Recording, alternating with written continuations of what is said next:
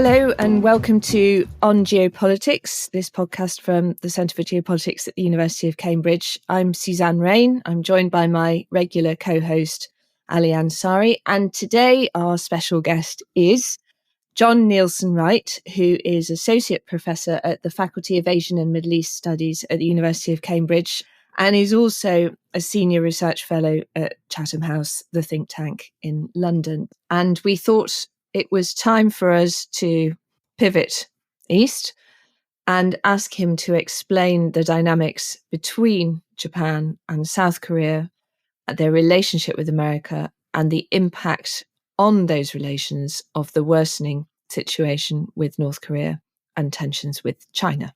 But no Chatham House rules today, John. Certainly not, no. No Chatham House rules indeed. John, there's been a lot going on in the sort of diplomatic activity between Japan and Korea and others. What's the background? What's going on at the moment? Well, your listeners may be aware that this Sunday we had a visit by the Japanese Prime Minister Kishida, to Seoul to meet with his South Korean counterpart, President Yoon. This is the first reciprocal visit between the two countries by the political leaders in 12 years. In March, President Yoon traveled to Tokyo for very important bilateral talks. And some of this is really anticipating the G7 summit, which will take place this year in Hiroshima under Japan's leadership on May 19th. It all comes in the context, of course, of the Biden administration's focus on developing a much more well-defined set of alliance relationships. And last week, President Yoon also visited Washington for an important summit meeting with President Biden, and the two countries announced the so-called Washington Declaration, which sets out in very exhaustive terms a set of agreements designed to enhance bilateral ties. This year is the 70th anniversary of the establishment of security relations between Washington and Seoul. So what you're seeing really unfolding is an effort by these three countries to strengthen their security partnership in the face, of course, of real challenges. The most obvious proximate threat from North Korea, wider concerns about the rise of China. And all of this is designed to enhance security cooperation and assurance between alliances, as well as, of course, strengthening deterrence to ensure that bad actors, and of this, perhaps North Korea is the most obvious offender, will get a clear message that the international community is unified in trying to offset those very real security threats.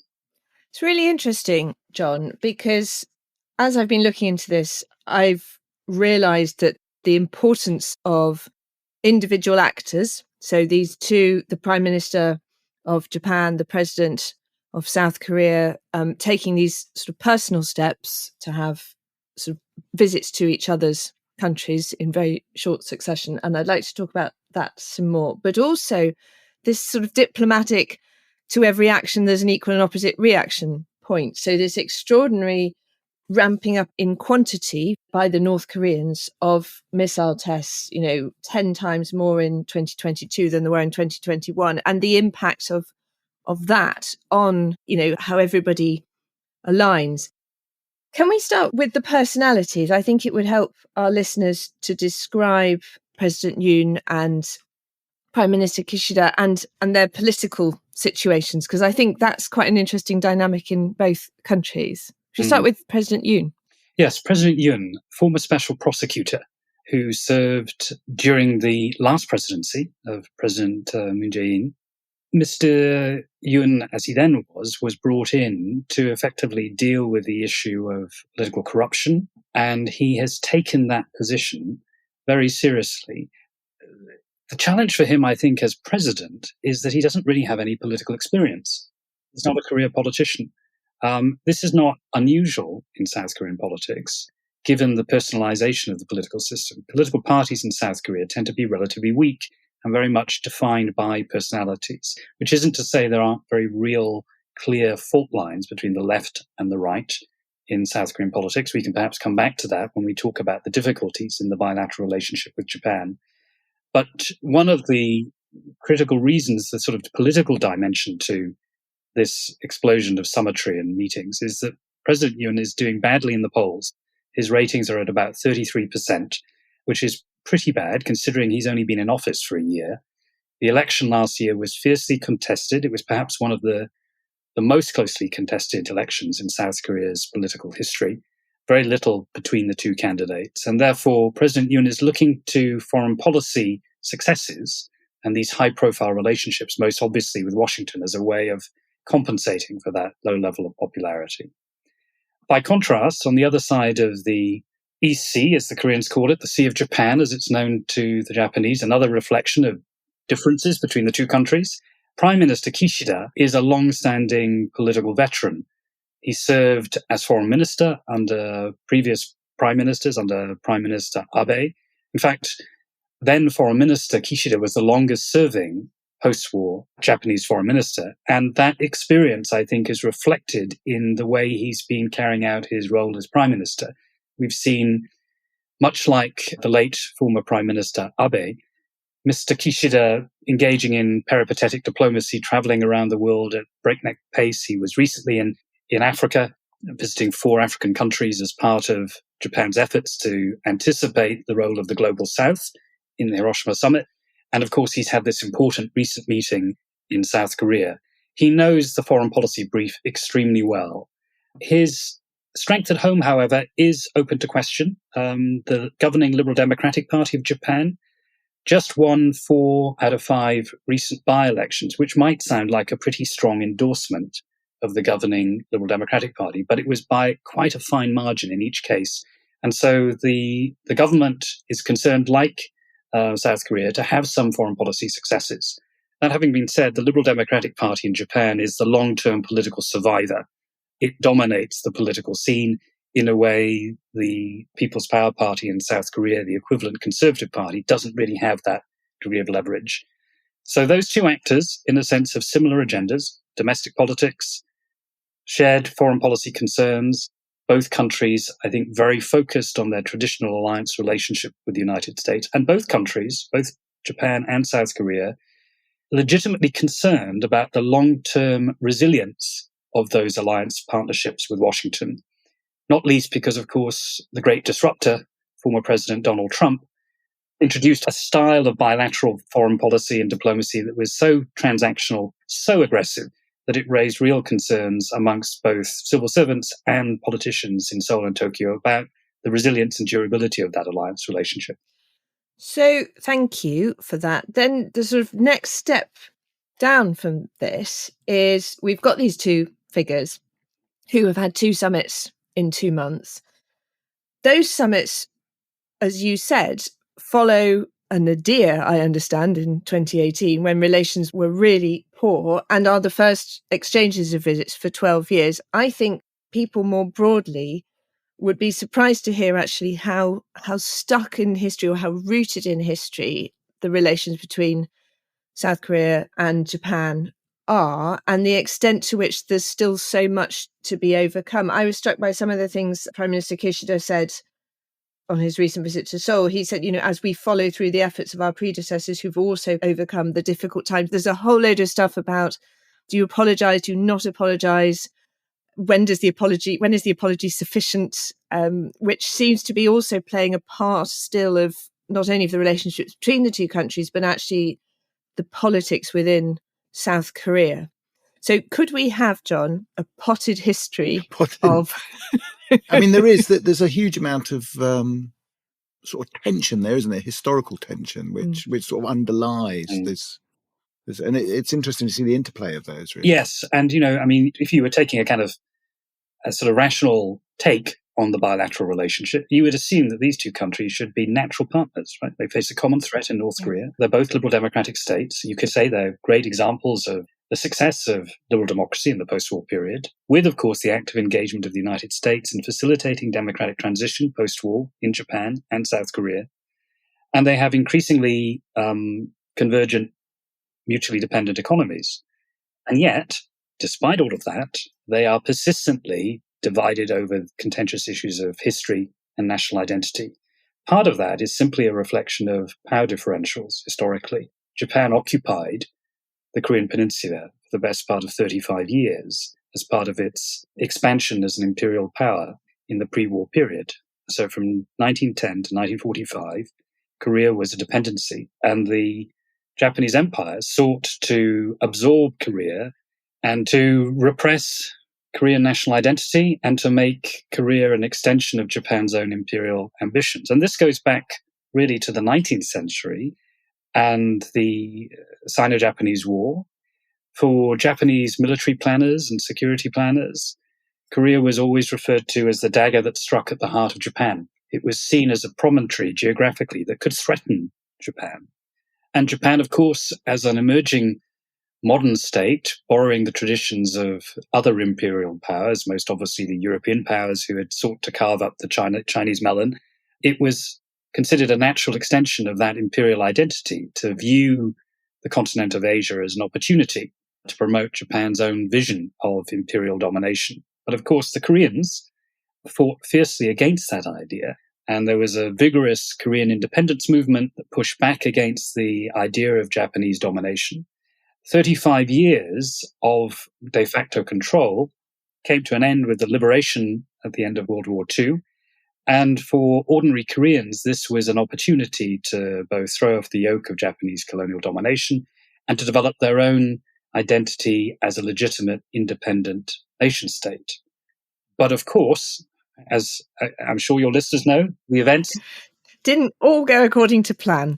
Yes, exactly. And the division of the Korean Peninsula, a practical solution by the great powers at that stage, by both the United States and the Soviet Union, to accommodate what was a highly factionalized political environment, both between the two sides of the Korean Peninsula, but also within what eventually became North and South Korea, sharp divisions between progressives and conservatives. If you like, South Korea's political evolution had been repressed, in effect, as a result of colonial domination. And modernity itself, although if you talk to Japanese economic historians, there is an argument that says, well, the benefits of empire, this is highly controversial, and of course generates a lot of opposition within Korea, both in North and South, but the benefits of empire, the establishment of an extensive railroad network, economic modernization, Japanese historians will tend to argue that this provided the very foundation for the takeoff of the South Korean economy in the post-war period. But it all came at an extraordinarily high price, and which is essentially political autonomy and agency. But the intervention of the Korean War meant that the division of the peninsula became reinforced. And as part of that, the Americans, of course, maintained a very strong military presence to support the emergence of a separate South Korea, a South Korea that had as its political expression a democratic form, a democratic state established in 1948, but a style of politics that was highly authoritarian. Syngman Rhee, the first president of South Korea, who had been trained and educated in the United States, spent time at Princeton, a man with a very clear mission in support of Korea's national identity, who had looked at Woodrow Wilson's expression of a new style of politics in the aftermath of World War I as a basis for nation building, and then found the practical compromises that the United States had to make in the early years of the Cold War as a constraint and as a disappointment. His style of politics was very authoritarian, but it was also informed by a very profound sense of anti-Japaneseness. And that posed a real challenge to the Truman administration in the early years of the Korean War. How would it effectively manage relations between Japan and South Korea?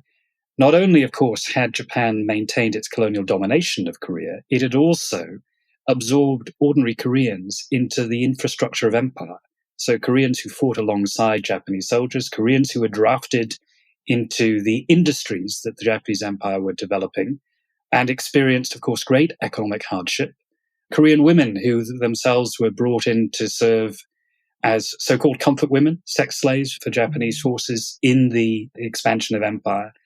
And migration between Japan and South Korea meant that there were many ethnic Koreans who ended up in Japan, who continue to be in Japan to this day. Many of those individuals were themselves victims of exploitation, but also suffered some of the extreme hardships that ordinary Japanese suffered as a result of the war. One thing that's very significant, for example, if we look ahead to the G7 summit, many Koreans died in the bombing of Hiroshima. The G7 summit will take place in Hiroshima. It's, I think, a measure of the extent to which the leaders of the two countries are trying to address those common hardships that President Yoon, when he visits in May with Prime Minister Kishida, will attend, I understand, a ceremony to commemorate those Koreans who died during the bombing of Hiroshima. So the two countries are intertwined. And for ordinary Koreans, the question of how to interpret the colonial period and what counts as compensation for those 35 years of hardship and repression is very important. From the perspective of Japan, successive Japanese governments have sought to address that issue. And the key juncture, key historical event occurred in 1965, when the two countries normalized their bilateral relationship and signed an important agreement under which Japan provided financial compensation, $800 million worth of financial compensation. But this was presented not as compensation per se, but as economic assistance to support the emergence of what became the Miracle on the Han River, this dynamic South Korean economy. So we come back to this idea of to what extent has Japan contributed to the very economic success that has meant that today South Korea is the fourth largest economy in the region, depending on which statistics you look at, the 10th largest economy in the world, certainly a very dynamic economic actor regionally and globally. So these two countries are intertwined in terms of their geopolitics, their economics, and there is no real consensus on the part of public and elite opinion in both countries about who should get credit for that. That's one reason why I think this relationship is fraught. Another factor which is perhaps worth emphasizing is the very similarities between two countries that have a profound sense of the importance of national identity. Helps to explain why I think there is a reluctance to acknowledge the commonalities between the two countries. In the case of South Korea, of course, the division of Korea has meant that ordinary South Koreans have had to redefine their national identity as a new type of nation state. And this has meant that identity politics has been a signature issue in the way political parties present their agendas. The left defines it in terms of democratic legitimacy and democratic transition. South Korea had a series of authoritarian governments up until the early 1990s. And the right, by contrast, in South Korea defines national identity in terms of economic success. On the other side, within the context of Japan, debates over identity politics are just as intense. And that's partly a function of the nature of the termination of World War II and the US occupation of Japan, with the left embracing the idea of constitutional revision and the emergence of democratic politics, and the right, conservatives, still anxious to portray the imperial past in ways that have a positive side as well as a negative side. So you have split communities in both countries, two new states, relatively new states, as modern, functioning liberal democratic states, seeking to define themselves as strong, coherent countries, but divided over their own pasts and reluctant to accept the similarities between them. Thank you, John. I want to, sorry, Ali, you want to speak, but I want to speak first. So my question, John, is a question about the extent to which this dealing with the narratives of the past, dealing with the question about apologies and reparations, is now playing out in the internal politics within the country. So I think President Yoon, he made a statement whenever it was last week, where he said, we should stay away from thinking that we must not make a step forward for our future cooperation because our history issues are not settled completely. And I think that's in the context of the fact that he's been accused by the Liberal, because he's a Conservative, he's been accused by the Liberals of essentially, making concessions to Japan before South Korea's got anything in return, and also warmongering, being too close to America so is this is making him vulnerable, isn't it? Yes, very vulnerable at home. I mean, the issue, the proximate kind of cause of this latest controversy is a case in which plaintiffs representing families that had been caught up in the Japanese imperial expansion and served as forced labor demanded compensation from contemporary Japanese corporations that had been part of that industrial machine during the pre-war period. And the South Korean Supreme Court voted in their favor. So it was potentially conceivable that the assets of Japanese companies were going to be impounded and then redistributed to those families. This created a huge crisis bilaterally. The Yoon administration, when it came to power, made it very clear that it wanted to resolve this. But as a special prosecutor, former special prosecutor, President Yoon could not be seen to be interfering with the role of the court in making this important decision. So this was the conundrum that the two leaders faced. How do you get beyond this issue in a way that doesn't aggravate opinion in Japan? And also, the Japanese government's position has been consistently that the 1965 Normalization Treaty resolved all of those pre-war issues in perpetuity. And the Japanese Foreign Ministry has always taken a strong position about the importance of observing these legal agreements. And the perception in Japan was that successive Korean governments had kept reinterpreting past agreements. So there was a great deal of irritation and frustration in the political establishment. The compromise solution that President Yoon's team came up with was to reach an understanding. This was announced in March when he visited Tokyo, that a fund would be established to provide that financial compensation, and the funding for this would come exclusively from the South Korean side. So this was the compromise, this was the concession that the South Koreans made, and already some of that money has been distributed to, I understand, 10 families. By no means all. The opposition, the left in South Korea, is representing this as a total sellout to Japan, because in effect it is a unilateral admission that the Japanese position has not changed. And it is a necessary step in order to provide at least some degree of compensation that will satisfy these families. But it is basically South Korea accepting that the way out of this predicament is to make that concession. This has been described as a betrayal. It also comes on the back of other issues which remain still very contentious. The comfort women question, which I mentioned earlier. We have to go back to the administration of then President Park Geun-hye. Park Geun-hye, of course, a controversial figure in her own right, the daughter of the former dictator of South Korea, Park Chung-hee, who presided over that normalization agreement back in 1965. It was President Park Geun-hye, the first female president of South Korea, who in 2015 reached an agreement with then Prime Minister Abe to move beyond this comfort women question, to basically effectively say that the South Korean government would put this issue behind them and would never raise it again with Japan. In return, Prime Minister Abe effectively said the government will provide funding to compensate the victims of that part of the imperial legacy. When President Moon succeeded Park Geun-hye, who was impeached, a further reflection of these intense partisan divisions between left and right in South Korea, one of the first things he did was to annul that agreement and say it has to be renegotiated with Japan. So there is this history between the two countries of apparently clear agreements not being guaranteed.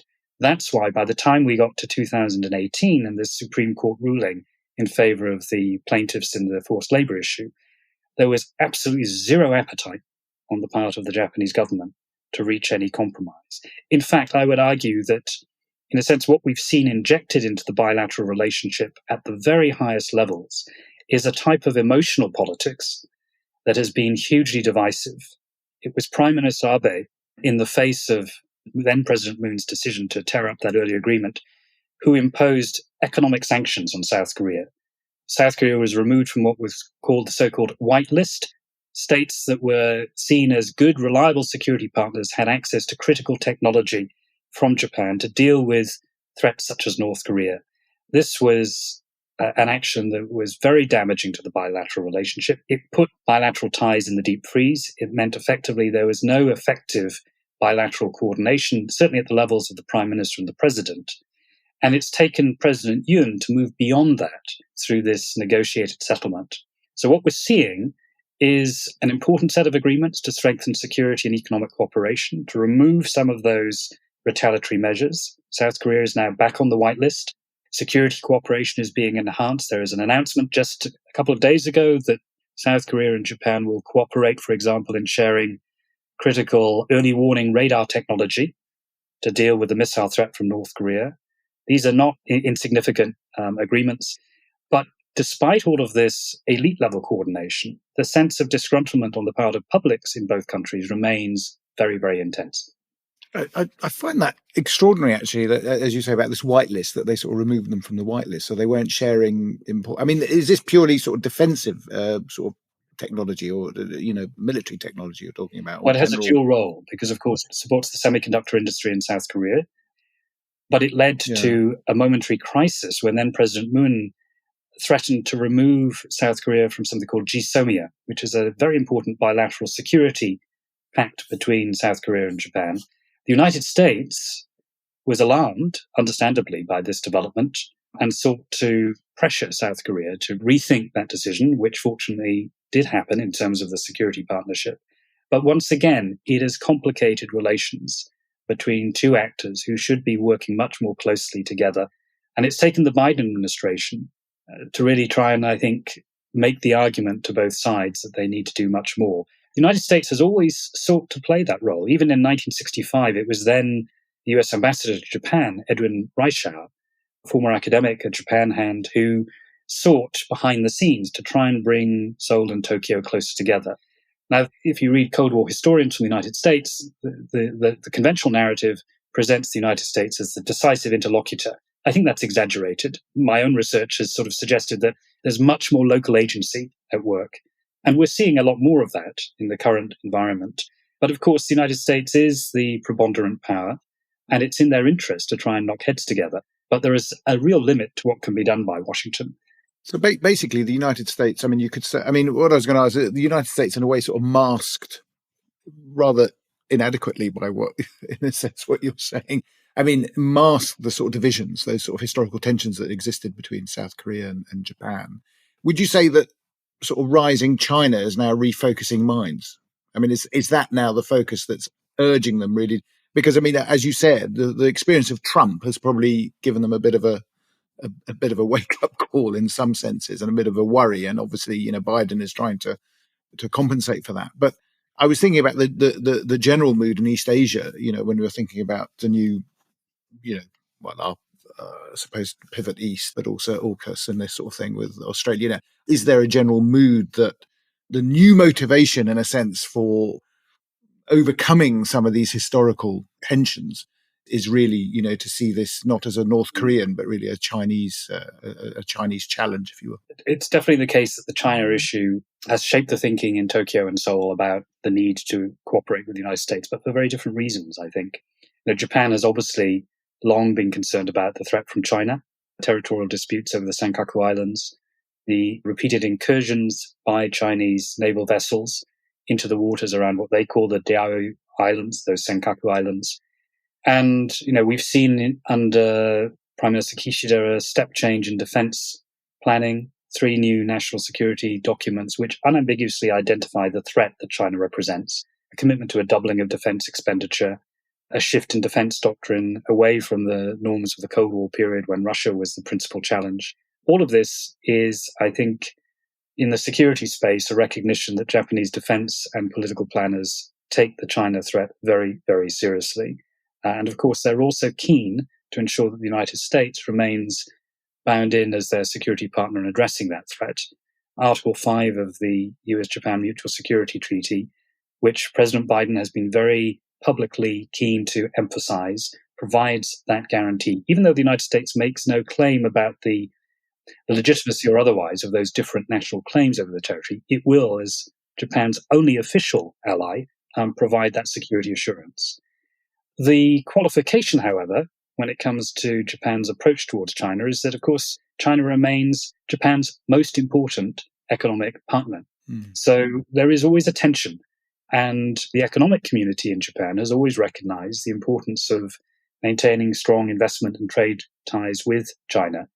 Even though supply chain resilience is now ensuring that Japanese companies are being encouraged to diversify, primarily to Southeast Asia, you can't simply flick a switch and change that dynamic. So there is always a tension. But if you look at the political debate over China within Japan, I think you've seen a hardening of the position within the LDP. And even though the business community maintains the importance of maintaining those ties, there is certainly a movement much more closer to the position of the Biden administration where China is concerned. By contrast, for Korea, if you like, geography is destiny. The reality of being a continental power, as well as South Korea's own economic dependence on China, which is huge, has meant that historically, throughout the post-war period, administrations, whether of a conservative or of a progressive hue, have always hedged over the China issue. They've always sought, in a sense, to avoid being trapped in a binary choice between Washington and Beijing. And that continues to be the case. For example, in December of last year, the Yun administration announced its new Indo-Pacific strategy. Its language on China is much more emollient. There is no characterization of China as a threat. It's about practical coordination and cooperation.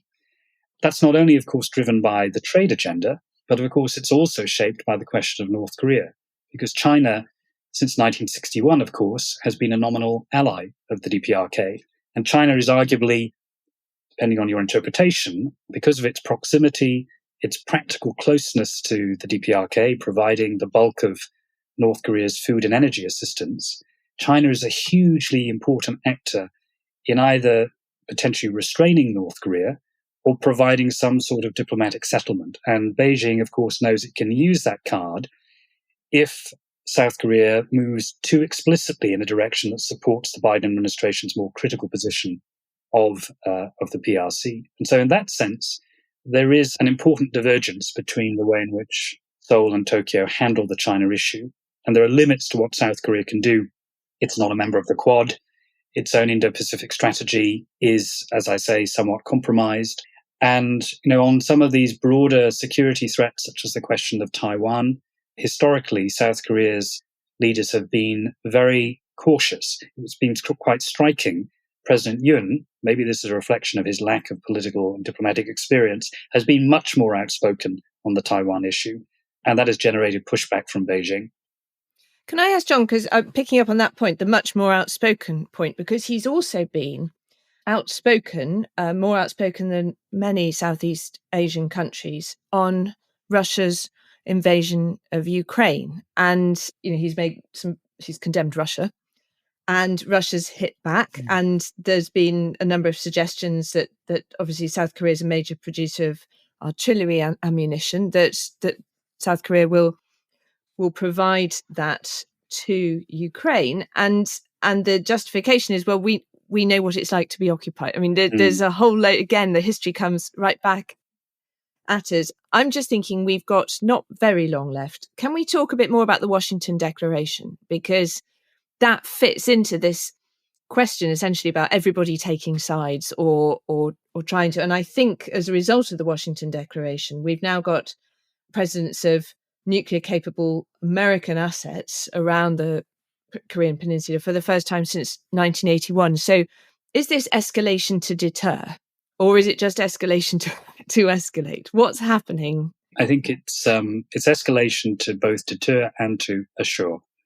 So the commitment to send a nuclear-armed submarine into the waters near South Korea, importantly, not the deployment of US nuclear assets on the Korean Peninsula, because since 1991, the United States has been very explicit in not doing that, precisely to provide, if you like, the space for bilateral agreement between the two Koreas. And in fact, the two Koreas reached an agreement in 1992 to support a nuclear-free Korean Peninsula, which of course has been violated by North Korea. The presence of a nuclear-armed submarine with a policy of neither declaring the presence of nuclear weapons or not, that ambiguity is there to send a signal to North Korea that it needs to rein in its provocations. But also, at the moment, South Korea is very concerned about the reliability of that nuclear extended deterrence framework. 70% plus of South Korean public opinion supports the idea of going independent. And one part of the Washington Declaration was a quid pro quo between the two countries. Washington has agreed to set up a so-called nuclear consultative group, which is in a sense, it's modeled a little bit on the European US-NATO nuclear partnership. It's designed to enhance coordination of nuclear deterrence planning. In return for this establishment of the group, South Korea has agreed to reaffirm its commitment to the NPT regime. Hugely important, of course, in terms of avoiding any arms race in the region and looking ahead to Hiroshima, where we will see, of course, a non-nuclear Japan reaffirming its NPT credentials. You can see why Washington was so keen to reach this agreement. It's not a so-called nuclear sharing agreement. The command and control of nuclear weapons remains unambiguously in control of Washington, but it is designed to dampen these concerns about the reliability of the alliance relationship. So looking ahead to the G7, which is, I think by the time this podcast comes out, it may have just happened. So this might be a difficult question because we could have a conversation. But that has kind of two main themes, doesn't it? And one is working out how to reinstate the rules-based international order, whether that's even possible anymore. And secondly, reaching out to the global south.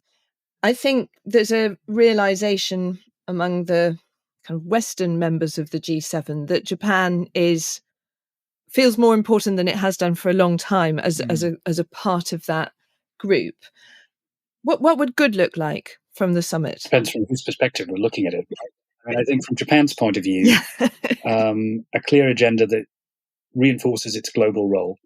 And we've seen that, there's talk of efforts to deal with pandemic planning and resilience. That will be part of the discussion. Prime Minister Kishida's visit to Africa is also anticipating the concerns of the global south, and that relates to the pandemic proposal. We will see some discussion of AI and how that features in global politics. But I think, Prime Minister Kishida himself comes from Hiroshima. This is really personal for him, the NPT regime and security coordination. We will see a trilateral meeting between Biden, Yun, and Kishida, which is further amplification of this improved trilateral coordination over security issues. There's some talk that Japan might eventually become part of the nuclear consultative group to strengthen resilience and alliance coordination. And we'll also see, of course, important reinforcement of the European commitment to the Indo-Pacific. Japan, of course, in a way, it was Mr. Abe many years ago who first coined the phrase free and open Indo-Pacific.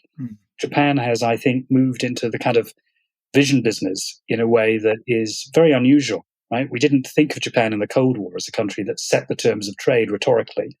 There's a little bit of competition, I think, between South Korea and Japan in this space. Both countries like to think of themselves as policy entrepreneurs, if you like. And that's why we see whenever a new president comes in South Korea, an effort to define that role. Just to add one small thing, if I may, on the issue of Russia.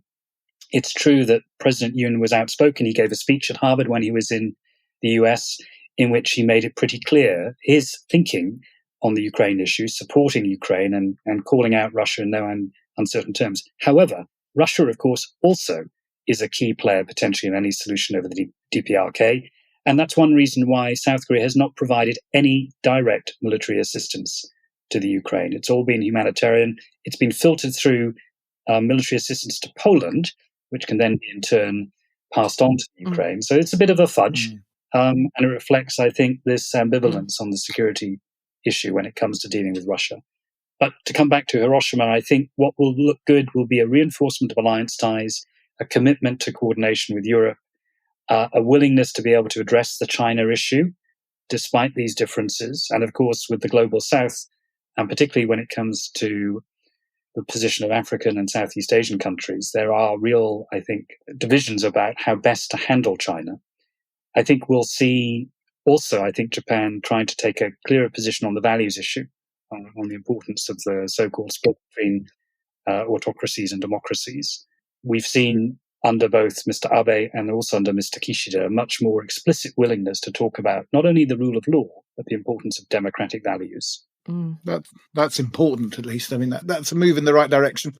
It's interesting, though, because that raises lots of questions about competitor groupings like the Shanghai Cooperation Organization, which has had a meeting in Goa recently, which is a mix of countries who are essentially massive democracies, but with authoritarian twinges, and countries which you could not reasonably describe as democracies. So it feels like we're seeing there's a sort of a gradual realignment, though, isn't there? I mean, do you not think, in a sense, as you're saying, I mean, that you're absolutely right, Suzanne, there's a sort of a fudge, but there's also a logic. I mean, there is a logic of what's going on, isn't there? I mean, that's the way I see it. I mean, I don't know, John, if you could. I mean, obviously they're trying to, and I think you've said brilliantly, really, these, multiplicity of sort of competing, tensions, and as great for our podcast, this sort of the historical context of current geopolitics in that sense. But there is, to my mind, a sort of a logic of where this is going in some ways, that people are beginning to step up and realize that, you can't have your cake and eat it anymore.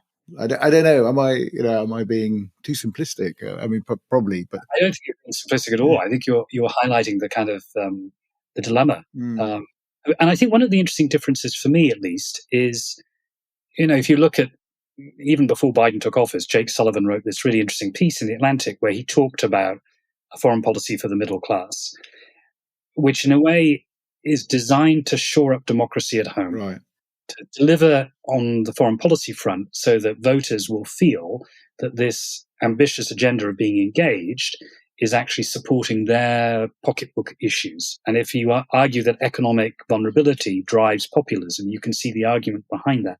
That's very different from the Cold War, where the kind of the line of causality was reversed. Democracy was broadly seen as secure at home and was therefore being promoted abroad in the face of the existential challenge between communism and liberal democratic values. Now it's the sense that democracy is imperiled at home that requires a very proactive foreign policy. In contrast, if you look at Japan and South Korea, there isn't the same sense, perhaps there should be, that's a whole different story, of a kind of political existential crisis at home. I would argue actually that the tensions between left and right in South Korea and the fragility of political institutions in South Korea makes actually South Korea potentially ripe for its own populist reaction.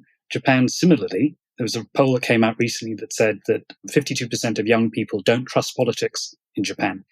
But I don't think the leaders feel that sense of vulnerability. And therefore, for Japan and South Korea, the urgency of promoting democratic norms abroad is less clear-cut than it is in the case of the United States. But of course, it's a message that resonates well with the Biden team, which is why you're seeing it being played out, I think, in terms of the language of the summit.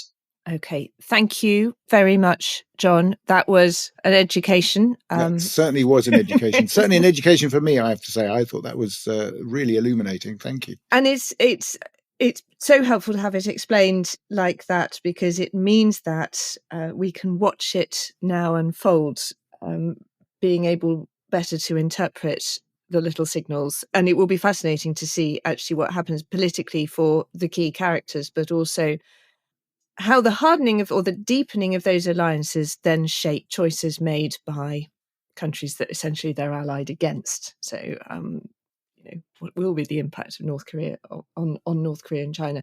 So, John, we will continue to watch it. We will have you back when things have unfolded a bit more. And we're very grateful to you for joining us today. Thank you very much. Pleasure. I enjoyed the conversation a great deal. Thank you. Thank you.